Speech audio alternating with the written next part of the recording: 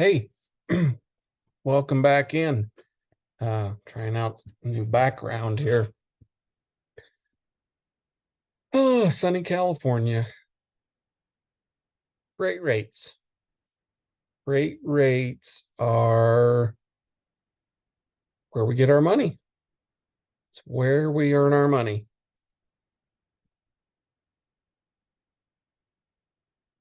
There's a lot of different ways that you can charge. Um, if you're a hot shot, or if you're what I call consider local, which would be 200 miles or less, you can kind of charge one way. If it's kind of like custom hauling, if you're over specialized or you're within that 200-mile radius, or you're a hot shot type, uh, you can charge one way. If you're going longer haul, even if it's regional, 2 to 3 day runs, I'm just going to call it long range. If you're 200 miles or more, generally you're billing on a dollar per mile basis. You may or may not get a fuel surcharge depending on just on all the things, who you're working for, where they're running, the type of equipment you're running. Fuel surcharge is big. It can be a little complex to understand, but if you're going to work for somebody who does it, make sure you really understand how they're calculating, what they're basing their numbers off of, and just understand. Know and understand what you are getting yourself into.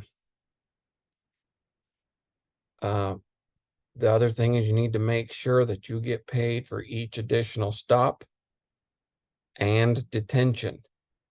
Just don't give all your time away. Don't just donate all your time and think, I don't want them to be mad. I don't want them to take the load away from me. I need this load. And like, know your costs. We've talked a lot about that. Know your costs, and therefore know what you got to have, and know what your value is to them and to your customer and just the industry, really. If it's a flat fee, or if it's somewhere you're going to be going kind of regular, this if you can develop a dedicated sort of thing, even if it's once a month or something, you may just decide to do a flat fee. Hey, I'll run it for $1,200, and then call me every time you need it. Hourly is another way you can do it. You can charge during those for that local less than 200-mile type deal. And again, make sure you're not just donating all your time, giving all your time away, working for free. Literally, if you can't drive 1 mile in an hour and make a living that way. If you've got a lot of detention or traffic, or it's a really short run, you spend all your time loading and unloading and very little time driving, you need to at least think more in terms of hourly. And these days, with fuel at $5 plus, you better be making every bit of $150 an hour. Like, first, I wouldn't even turn the truck on for less than that. So some of that gets into how specialized you are, however. So, 150 an hour, are you trying to work on the cheap freight, and are you trying to haul one of the million loads of toilet paper that they have, or are you more specialized? I would suggest, especially the smaller operators or beginning operators, get much more specialized. Your dollar a mile will be much higher. So it's okay to charge dollar per mile. It's not just going to be this $2, $3, $4 a mile type deal. It's going to be much higher. You know, it could be as much as $6, $7, $8, $50 a mile, depending on the situation. Keep that in mind.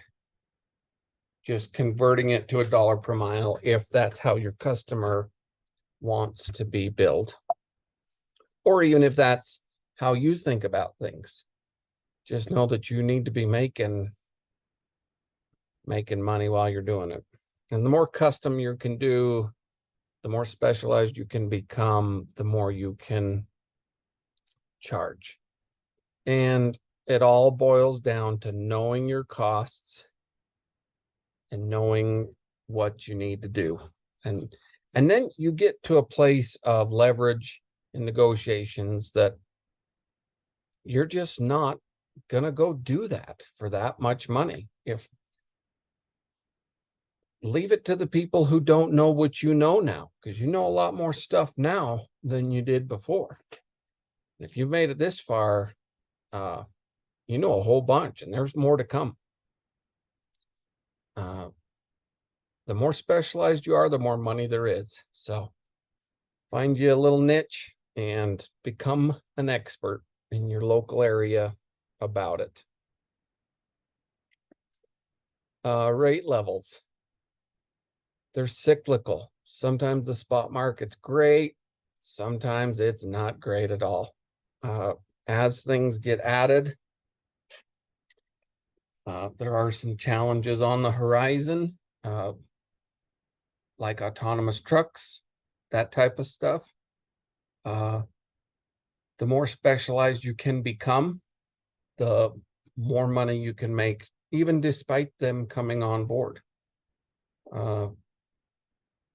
There's still going to need to be the local and regional people with brains. So they're not going to replace us anytime soon.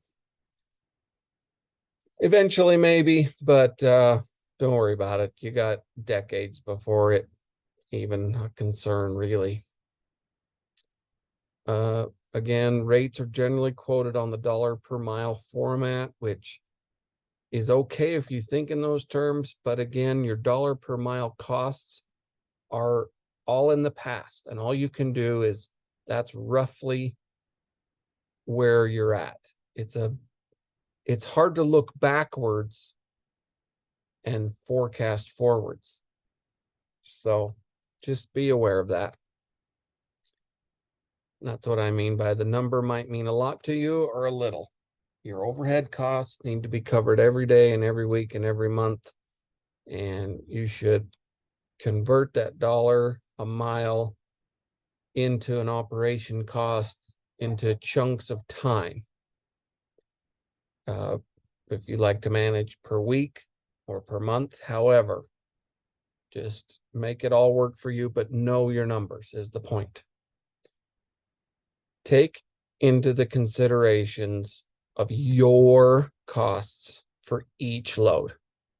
So if you know your overhead is X, and you know for this particular road, this particular load, it may require some special permitting, or might be real mountainous, or you're gonna burn a lot of fuel, or if you're running a reefer and you're running down south in the summer, like there's going to be some customization in your quoting and in your what you're willing to take the load for. You might burn less, so you could take a little less, or you might burn more fuel and you're going to want to charge a little more. The point is if you don't know your numbers, you can't manage properly and you can't make a profit. You're probably going to make a loss. If you do make a profit, it will generally be on accident. Don't do things by accident. Do them on purpose. And when you're on load boards or your broker calls you or whatever, and you see this really high rate, don't necessarily get excited. Look at the deal. Again, if you're running down south reefer in the summer, high rate and high cost will equal a certain net. You can look at other things and get lower pay, but have lower costs and have the same net. So the net is what is important. It doesn't matter what you make. It doesn't matter what you earn. It matters how much you can keep. The net is what's important, not the high rate. Just because you're making a lot more money, you might be spending a lot more money and actually be making less than you would if you were making a little less with lower costs. But if you don't know your costs, then you don't know anything. Not sure if you're picking up on the trail yet here, but I really want you to know and understand your costs. Cheap freight, gotta love it. Million truckloads of toilet paper. They're just not going to pay a lot for those sort of loads. I wouldn't even get involved with them. Let those big companies who are willing to just work for almost nothing, that have the cheapest trucks and the, not always, but in a lot of ways, the least experienced drivers. Just let them have them. I personally say no to all cheap freight. I'd rather take one for the team, run home empty, than encourage those people to, like, I'm not going to run for those prices. Like, not even going to do it. If you do find yourself in a situation that you need to take some cheap freight, do what you got to do, but learn your darn lesson. Do better planning so you don't get yourself into situations that you'll need to take cheap rates ever again. Learn your lesson. Sometimes it makes sense to take a discounted rate. A lot of times you'll get a load canceled on your this or that, and you're stuck somewhere, and you're just, I mean, do what you got to do, because your overhead costs still need to get covered for today and tomorrow. And if you are going to try to wait for a better rate, it's got to be way better to cover the costs. And so sometimes it's better if it'll cover your variable costs or your direct costs, same thing, and at least a little bit of the overhead. Sometimes that's worth it to just roll on out of there and make it up on the next one. How much will you really lose if you sit for 1 day, 2 days, through the weekend? Now, maybe you need a 34-hour restart, or maybe not, but your costs are going to continue to roll whether you're running or not. So the mistake is made on the pre-planning, not when you get there. What happens before what happens is a better way to say that. So what happens is you're stuck somewhere and all you can find is cheap rates. But what happened before that happened? You didn't plan ahead, or you worked for somebody you haven't worked for before, or whatever the situation is, and you got yourself into this spot. You lose revenue every day you're not running. The rate you are going to get when you get out of there, if you're going to wait multiple days, it better be just astronomical, never heard of before, to actually cover the cost of sitting for a few days. And again, sometimes you're in that spot and you're like, sometimes I know the math, I know I can cover my at least my direct costs and some of my overhead costs for the day. I can get out of here, get into a better spot where I got some more money available. Do what you got to do, but don't make it a habit. you'll go broke chasing cheap freight and trying to be cheaper than some of these huge corporations, lots of trucks, hundreds of trucks. Yeah, and I've said that a couple times already. So just know your numbers, and then you have control. Are you a price taker or a price maker? Price taker is somebody who is just a commodity, cheap freight, most of the time working for a broker, versus do you want to be a price maker, kind of work more with direct shippers? The answer is yes. Yes, you want to be more of a price maker. You want people calling you saying, hey, how much will it cost to have you haul my load from here to there? And then you tell them what you'll do it for. And then you go from there. You are not going to be able to compete on cheap freight.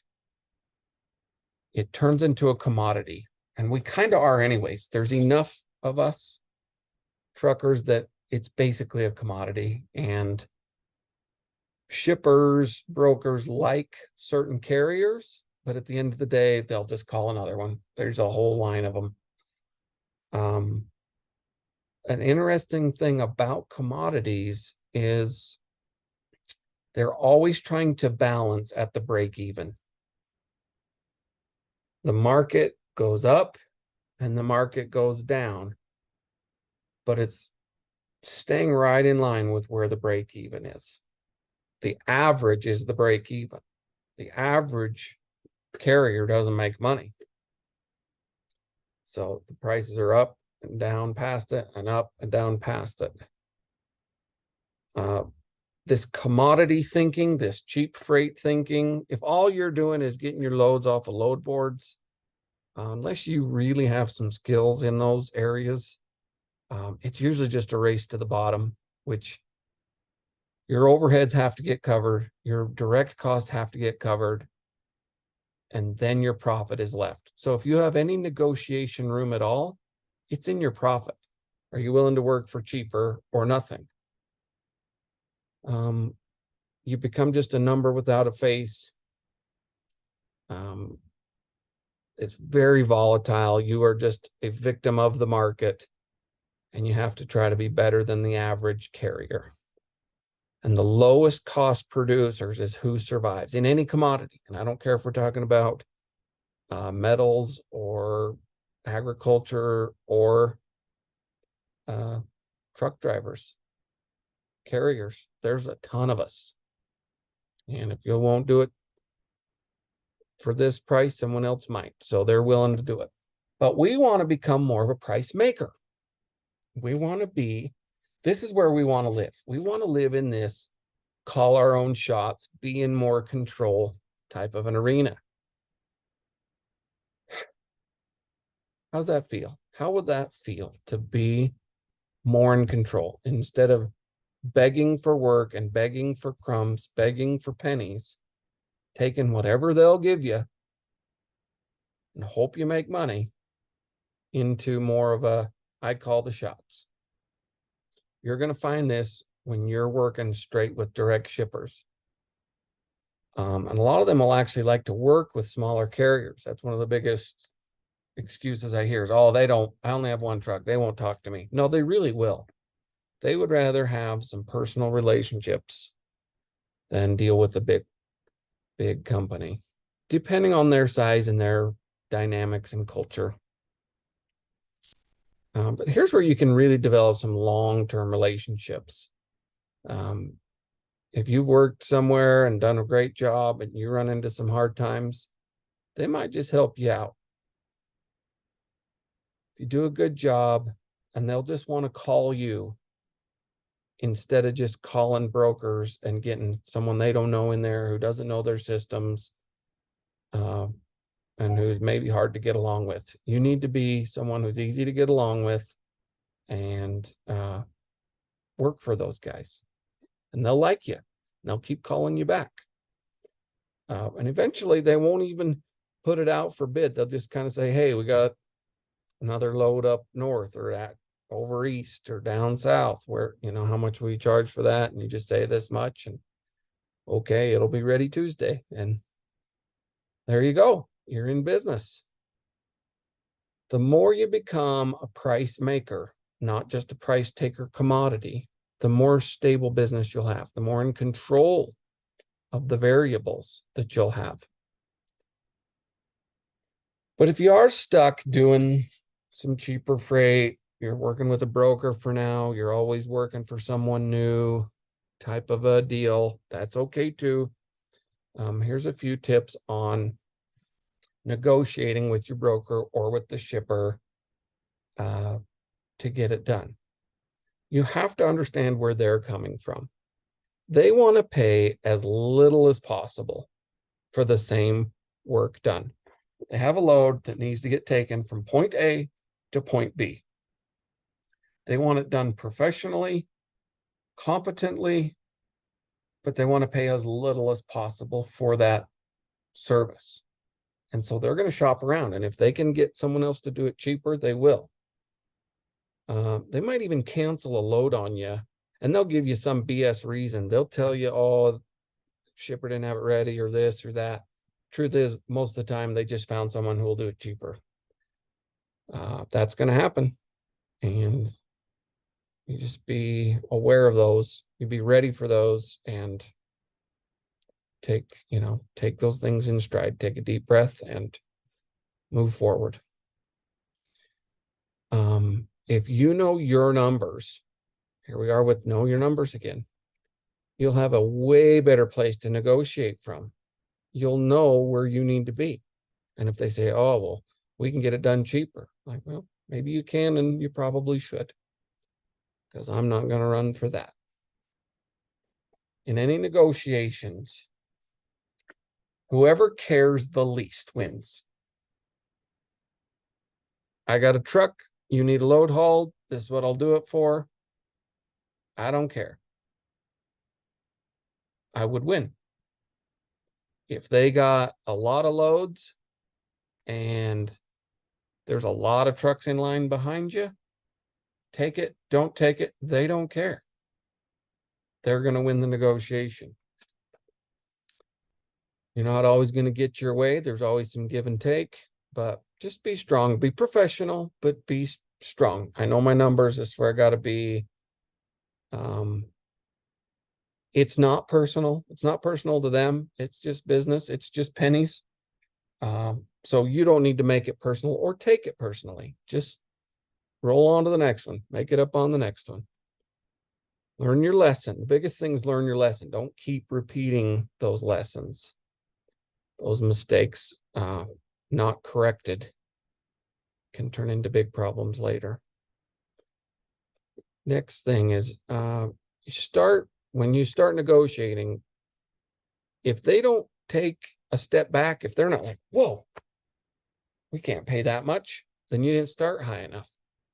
If it's on a load board for, say, $2.50, and you're like, I would do that. I noticed there's 2 stops. I'd have to do it for $3.50. And they're like, okay. If they agree too quickly, you didn't ask enough. But if you say $3.50, they're like, oh, there's no way. There's no way we could pay that. Okay, what could you pay? Gosh, the most we could pay would be $3.10. And then you're like, gosh, $3.25 would really be a good number. And that might be where you settle. Or they might be a better negotiator and get you down. So just be careful, but you have to know your numbers. Come from a place of knowledge and of leverage and of peace and professionalism. It's okay. There's another load. The deal of the century is, there's another one every day. So just relax. Everything will be okay. And if it really is cheap freight and it's barely going to cover your variable costs and zero of your overhead costs, because you're going to have to make those costs up somewhere. But if that's kind of how this broker works, and that's just kind of what this load is, like, just let it go and make it up on the next one. So I know you guys love all the homework, but it's really for your benefit. It's not for me. What are your overhead costs every day? You should have done this in the past sections, but what are your costs per day? And what rate would you have to charge to cover your overhead and variable costs for tons of different examples?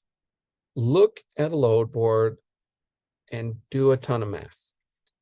Run the math on a lot of loads. So if you're wherever, well, my picture shows San Francisco. So if you're here, California, get on a load board, check it out. Okay, so here headed north, here headed south, here headed east to New York, here headed to Florida, here headed to Texas. And then just run those numbers, you know, depending on you, and just use your equipment, you know, whether you're van, reefer, flatbed, lowboy, livestock, whatever it is, just run the numbers, run a ton of numbers so that you have to have a ton of numbers in your head all the time. So that when you get caught in a negotiation, you've got a lot of numbers to work from. You know, be like, gosh, you know, out of that San Francisco area, I know I could get this or that rate. And so I'm just really not going to negotiate too much further than that. So knowledge is power. Knowledge is leverage. So you're learning the knowledge, leverage it so you can win. I want you to win. Okay, we'll see you on the next one.